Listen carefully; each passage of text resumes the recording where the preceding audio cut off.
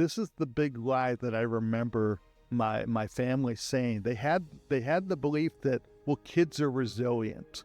You know, we can get divorced and we can solve our adult problem and get divorced and the kids will just adjust. And no, kids are not that resilient. This trauma that the kids go through in the divorce affects generations to come.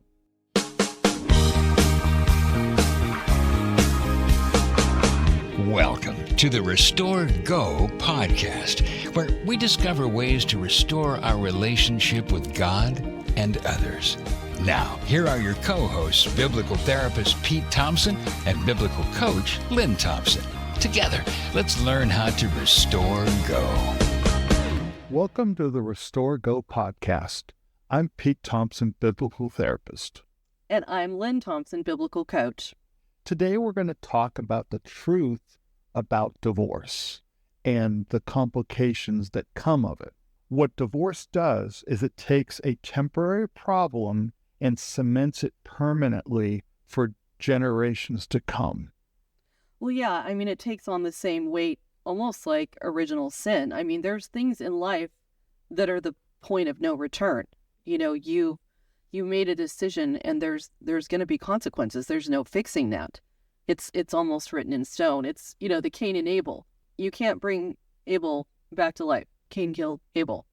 And so, you know, this idea of marriage, I like what you said, how it's taking a temporary problem and it cements it for generations to come. You're saying, okay, we have a problem. Let's kill it. It's what you're doing. And we don't do that in the ER. Right? When someone comes into the ER. When you're playing softball and you get an injury playing softball and you hurt your ankle, the doctors say, well, we could either cut off the leg above the ankle or we can fix the ankle. The answer is always going to be, hey, let's fix the ankle. I don't know if anybody says, well, the ankle's perpetually sore. I sprain it. Hey, let's just cut it off above the ankle. Right, exactly. Well, I mean, and Jesus was always quick to point out that divorce is not God's desire, right? In Matthew 19:3-5, you know, they're asking about lawful divorce. Is it lawful to divorce your wife for any reason? And Jesus was very quick to point them back to God's intended purpose, which was that they are joined together. You know, the man will leave his father and mother and be joined to his wife, and the two shall become one flesh. You know, divorce isn't God's plan.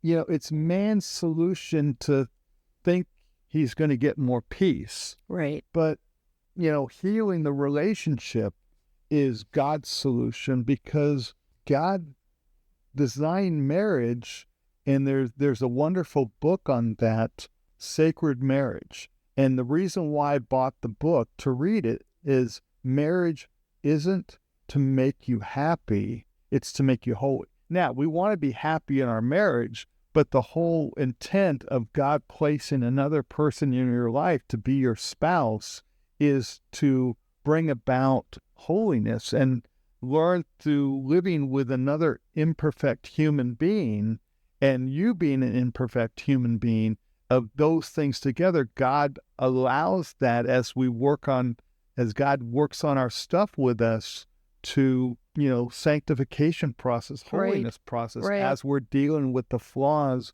that another human being has. Right. Well, and what you're doing is you're being adverse to the possible healing that could happen. Mm-hmm. And I'm always amazed when you're watching your football shows and they're talking about all these injuries that these football players have had. Yeah. And I'm like, you know, in my mind, I'm like, oh, they're out. They're not going to play again. And you're like, no. They're going to get better. They're going to work on it. They're going to get treatment and they're going to be back on the field. And I'm like, oh, okay. And then you think about marriage and we don't treat it that way at all. Well, it's like the man is down. We're like, oh, you're down or she's down and we're out. We don't want any part of her anymore. We're kicking her to the curb and we're done with her, you know? Yeah. I mean, in football, the middle of the season, everybody's injured and you're playing through the injuries. And, you know, marriage, you know, there's times where it's really difficult transitions, and you're playing through those injuries and asking God to show you things about yourself and to show you things and for the other person to understand what God is showing that person. And so there's fixing things on the fly, just Right. like there is in a football game. Right.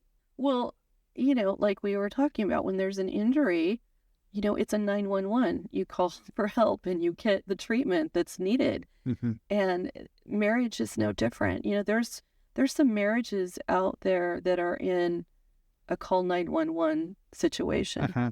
They've had some really horrific things happen in their relationship. There might be betrayal. There might be some things that have transpired that have brought a lot of emotional scar tissue. And we have to look to bring healing into that relationship. And so what does that healing look like? Sometimes it looks like a lot of counseling. You hear some clients saying, well, we've done that and that doesn't work, right? As though it's a one and done, take 2 sessions and you'll be fine in the morning kind of thing. It doesn't really work that way, right? Yeah, and sometimes it's finding the right counselor that's going to call people on the carpet to the things that are obvious that need to be adjusted. And sometimes it's, if there's safety issues, a lot of times there's going to be a separation for a while just because there's safety issues. It doesn't mean you get divorced, but you have to work on those things that are causing the safety issues.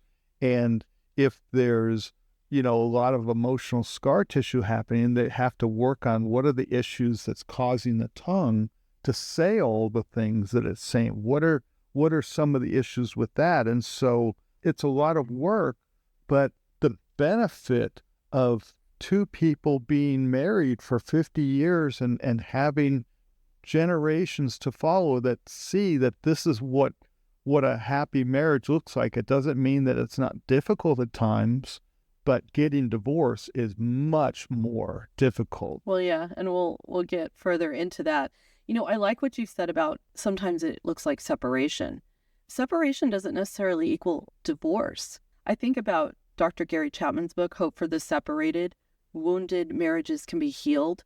And he treats separation like it should. It's kind of a time for healing, right? It's not time to, okay, we're separated now, I'm supposed to go date someone else, right? It's a time for healing. Yes, absolutely. Because the whole redemption story is God dying for our sins. And we have a lot of flaws. And so God helps us through those, and we adjust and we listen to him, and he helps us through that process of looking at what are the flaws. Well, I don't think that's much of a flaw personally, but then God says, no, that's a huge flaw. And Pete, you need to work on that because that's giving your spouse a lot of emotional scar tissue and making her question whether she wants to stay in the relationship.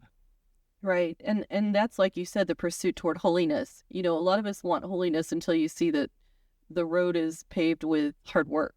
Yeah. And we, when there's violence or things like that happening, there has to be safety. And so that's a very important concern. You don't stay in an unsafe situation. You separate for a while so that things could be made safe. And then upon working together in therapy, then you look to see when it's appropriate to, live in the same house again. But none of that talks about divorce. Right, exactly. Well, and, some people will look at it and go, well, you know what? There's been infidelity. And, for some, that's the get out of marriage free card, right? There's been infidelity. I can leave now. I don't have to stay.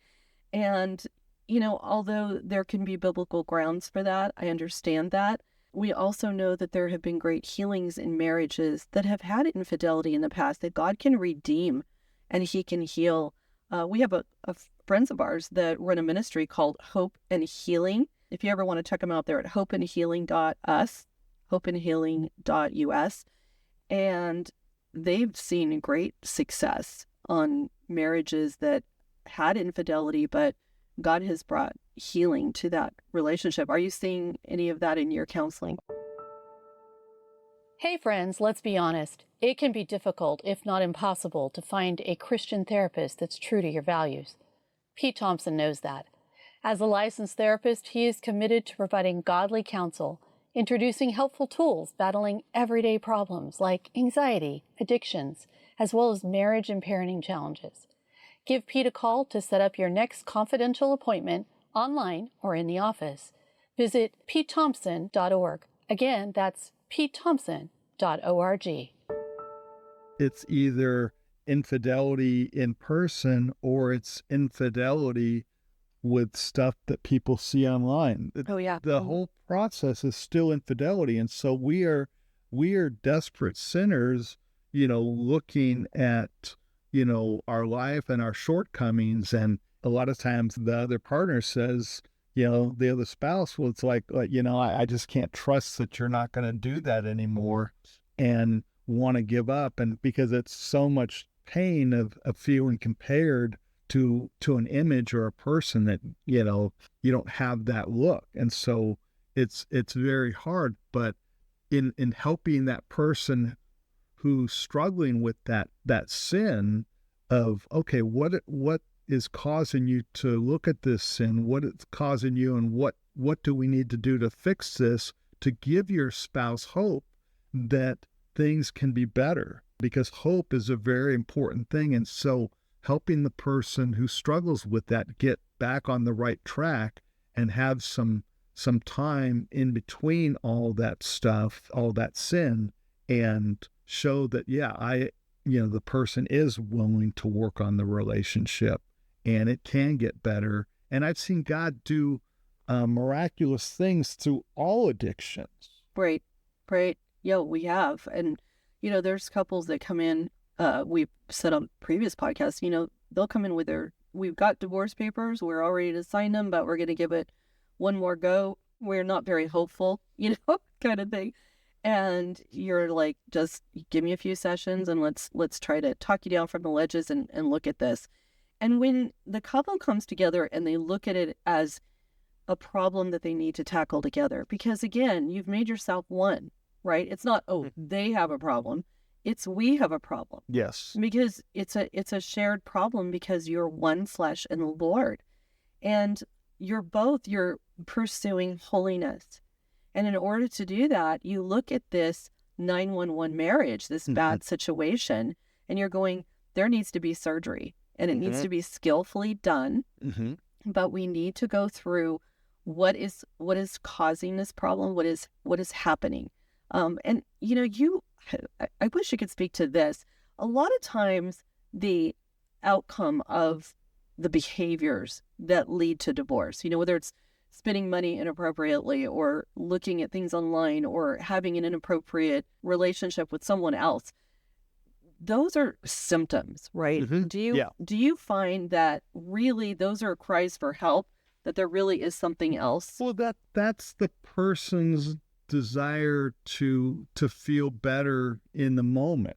Those give a person dopamine in the midst of difficult stuff, and we need that to cope with difficult things. But as we look at where the holes are, and as I teach each person in the relationship the importance of now, you need to go to God, and we need to put more energy into your daily effort of seeking God, because He is the one that's going to stabilize you.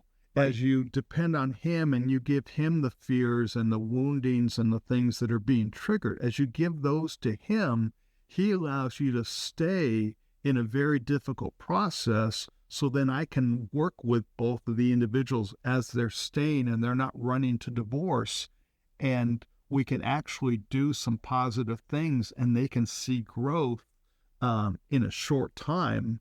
And the growth that they see in a short time, a matter of weeks, gives them the courage to continue to lean on God, continue to seek God, and have God help them through those internal flaws as they're doing stuff together and they're getting growth and they're having more hope. Well, because too, they're not turning on each other as though they're the problem. They realize this is a spiritual battle. This is something that is attacking our marriage. We have to fight this. We need to be on the same page and fight against this evil that has attacked our marriage. And so when you're working together as a team, it changes the whole focus. It's no longer, I just need to get away from you, right? Or, you're the bad person, this needs to end, that kind of attitude. But it becomes more of a united front to be able to fight against the principalities of darkness. Because the enemy is the one that gets glory when we get divorced. And as we go through the divorce process, all the other problems that come up because of the divorce, I mean, you've got custody, you've got all sorts of things, new conflicts. And if you get remarried, which is a whole different topic. Well, let's kind of get into that. So, I mean, we wouldn't be honest about marriage and divorce if we didn't talk about the realities of divorce for those who are still on the fence. Because there's those that they're kind of the mindset, I just want to stop the bleeding. I just am in so much pain. I just want it to end. And I'm thinking divorce is going to solve that. It's going to stop the bleeding. It's going to stop the problems. And then I can start ground zero and go forward. But that's not really the case. It really invites a whole new boatload of trouble, right? Yeah, because all the things that weren't fixed in the marriage you're currently in, those will crop up in the next, if there's infidelity in the marriage you're currently in. If you divorce and go to another relationship, those worry and that fear of infidelity will be placed on the next partner, even though they've never had a tendency, because it wasn't fixed in the current relationship. It has a foundational pull on you in the next relationship. If it's anger that wasn't fixed in the relationship you're in, that will have a foundational pull to the next relationship. If it's money, if it's impulse control, if it's all sorts of different things that are in the current relationship, it will show its head in the next relationship. And if you're marrying somebody else that's been in a previous relationship, you're getting all the things that they struggled with their previous relationship that probably aren't completely fixed. And so now it's a multiplication of issues that you're going to have to deal with, because I don't just have my problems. I don't just have my ex's problems. I now have your problems and your ex's problems. Exactly. And so that's why God hates divorce, because we think it's solving the problem. As I said earlier, it's a temporary problem that we're fixing permanently in a bad way. But that's why God hates divorce. Well, yeah, and you kind of have talked about generational messages. I mean, we always give messages to our children all the time. When they get older, you have to purposely give messages to ways they don't know that it's a message. We call those commercial announcements, right? They're just these commercials going on in the background, like, oh, I just read an article and isn't that interesting? That kind of thing. Yeah. But when you toss the kids into the divorce, it things get off the hook. I mean, you've got blended family drama, you've got all of that, because they heard the commercial announcement, the message that marriages aren't worth saving, there's a lot of pain, all of that kind of going on. And so you were talking to me earlier about the generational consequences that we have experienced recently with couples not getting married, not wanting children. How did that happen? So what happens is the kids lived through all the conflict, all the emotional scar tissue that both spouses are saying to each other, and whether they get divorced or stay married, that's affecting their belief about the future, that marriage is something that's a prison, and the kids might remember mom or dad was stuck in a prison and dealing with the wrath of the other person. So it's like, you know what, let's skip marriage altogether, because if we live together and just do that, we'll stay as long as we're happy, and then when we're not happy any longer, we'll leave, which creates a whole nother set of dilemmas. Well, it's not really a marriage. I mean, They wouldn't even say it's a marriage, but it's not how a relationship between man and woman living together as a husband and wife. It's opposite of that. Yeah. it also creates with the kids that grow up in this turmoil environment, it also says to them, you know what? I don't think I want to get married because I don't remember my parents having a good experience, and they said they loved each other, and I experienced what their love was, and as it was a war zone. So I'm just gonna be single. Or if they do get married, sometimes we see that it's best that there's somebody in the home all the time to take care of the kids rather than to have them in daycare. But the girl that grew up in a traumatic home where there was lots of conflict says, you know what, I'm going the career route, because if I go the career route, and if things do get bad, at least I won't be stuck in the relationship. I can support myself and support the kids if we have them. So there's all kinds of things that we're dealing with in the culture today. So fascinating. Yeah. Because of the conflict in the marriage that doesn't get resolved. Well, we can't be naive to think that you can't have these generations and generations of divorce, which, divorce wasn't as common before the 1980s, really, is when it just took off. But it wasn't as common. And so we can't naively think that we will have generations now that we've had of divorce and think it's not going to affect future generations in the family. And the big lie, this is the big lie that I remember my family saying. They had the belief that, well, kids are resilient. Right. We can get divorced and we can solve our adult problem and get divorced and the kids will just adjust it. No, kids are not that resilient. This trauma that the kids go through in the divorce affects generations to come. Right. Well, yeah, I mean, it has to be the taking captive every thought and bringing it under the obedience of Christ, because the thought was marriages are expendable. They can just they're disposable. Yeah. They can be tossed out when we're done. And that's not the Lord's thinking. That's not how he created marriage to be. Because it's a whole generation of damaged people. Yeah. Then remarrying other damaged people, and because they didn't do it God's way. And so that's why God hates divorce, because he wants whole people. He wants people that have joy exceedingly. He wants his people to have hope in the future, not, oh, I'm just kind of dreading this and I got to get through this. And I don't believe in divorce, but this is a nightmare. There's an answer for those people. It doesn't have to be the way it is right now.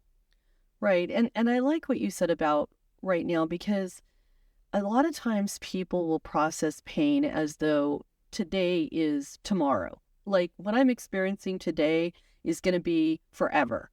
And we know that not to be true. I mean, if you think about in your own life, just even your developmental process of growing up, you remember your first breakup, right? And when you were a kid, you were dating her, you had this girl, you had a crush on her, guy, and your first breakup and how devastating it was. And though I'm never going to be happy, I'm never going to find someone, everything's going to be hopeless. I mean, you just go to a really dark place pretty fast when there's pain. And then when you make decisions based on your pain, that's when it all goes south, because you're not in your right frame of mind. You're grieving, you're suffering. And probably the height of grieving and suffering is not the best place to make a permanent type of decision. Yeah. I mean, any person will tell you that, oh, you're really, really angry right now. You probably want to calm down before you make that decision. And yet we have people that are in the midst of a divorce mentality, and they're like, yeah, this is awful. We want out. We're going to make a decision to permanently destroy our marriage. And they are making it at the top and the height of the pain that they're going through. Not a good place to make a permanent decision. And so the idea to get therapy to deal with the current situation better, you win in so many different ways. It can be used to restore your life and to see your partner differently from because a lot of times we have an assumption about our partner. They do something that hardens our assumption, which is usually negative, and a good therapist will come along and help you re-challenge those assumptions and look at the things that have always been good about the relationship and reconnect with those, and somebody being a referee to help make that happen for both of you is very powerful. Right. And one of the things that I've heard people say in the past is, well, this is going to lead me, if I stay with this person, this means a lifetime of counseling.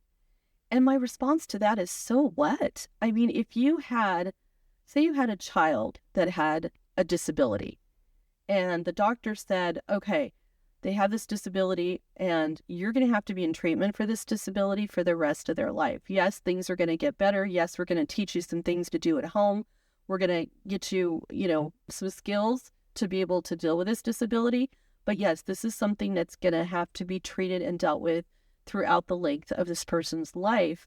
Well, a marriage is a life. And, you are so good at giving people tools that they don't need to be in therapy forever.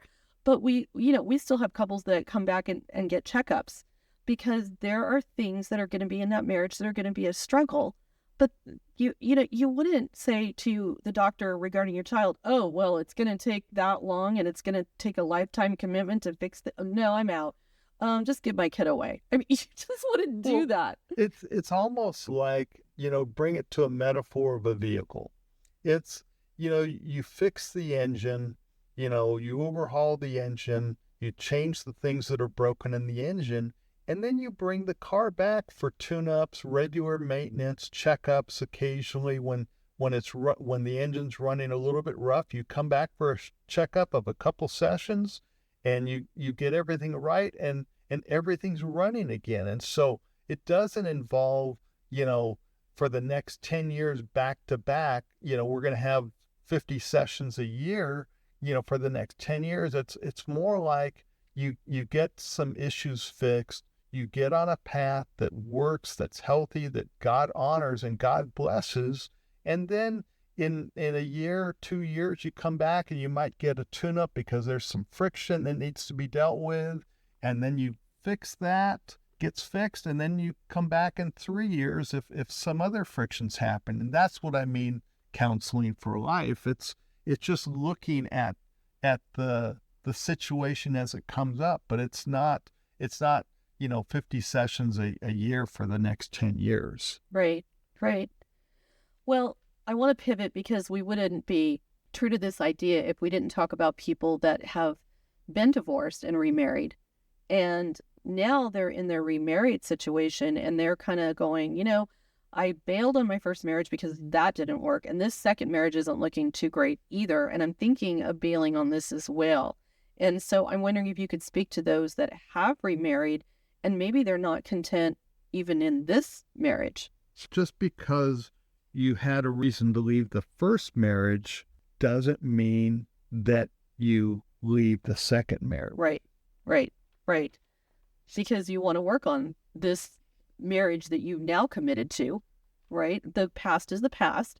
And people have a lot of reasons why they divorced the first time. Some of them will say, I wasn't even saved. I wasn't even a Christian. I didn't even know that there was a thing like, oh, I could stay and work it out. That wasn't even on their radar. Or some of them just fell into culture. Culture is like, oh yeah, you should get a divorce. You're in pain, get a divorce. But here they are in their second marriage that they've committed to. And what do you tell those people that are going, yeah, this is feeling a lot like the first marriage where I wasn't happy? Well, and some people that have insight, it's like they realize, wow, I'm doing the same things I did in the first marriage.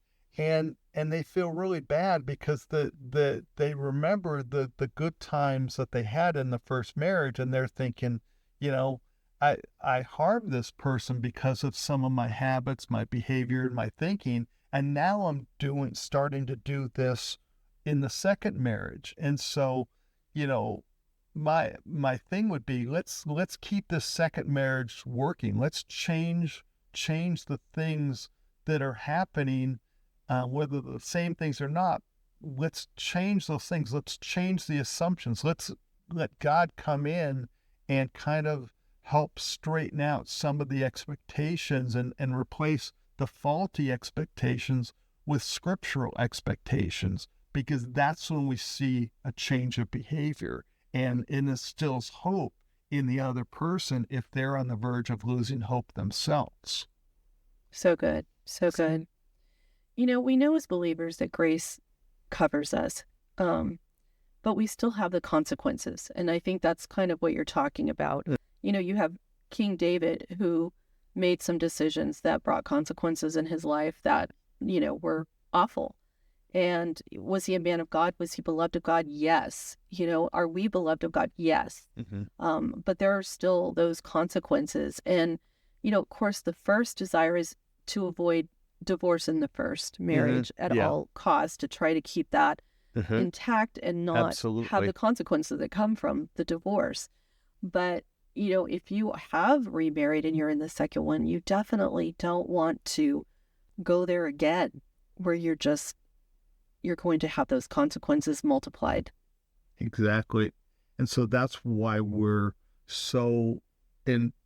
it's so important to not get a divorce again, or if it's the third marriage, don't get a divorce again. Stay in that third marriage. You know, God hates divorce, but it just keeps creating more problems and more dilemmas that it's nothing's getting fixed by leaving, but things get fixed by people staying and people committing their direction to the Lord and what He would have them do, and start on that path so He can begin fixing the expectations and things and the scar tissue from growing up or previous relationships that God wants to free you from. But the big word is we have to submit to God if we want the healing. We don't get the healing if we're not submitting, because God has the blueprint for what we need to do to get better and to restore our marriages so that they glorify God. But without submitting to God's direction, it is not possible to heal a marriage. Well, thank you so much for joining us in today's podcast. We drop a podcast every Wednesday, so please like and subscribe. I will put in the resources that we talked about during this podcast in the bottom, in the comments. We hope that you have a great day and be blessed.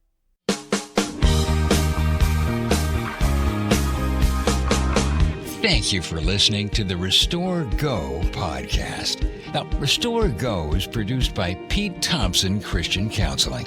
Pete is a licensed therapist who offers affordable family and individual counseling in North Texas and online throughout the United States. Pete provides counseling from a biblical perspective. Be sure to subscribe to the podcast and visit us at PeteThompson.org.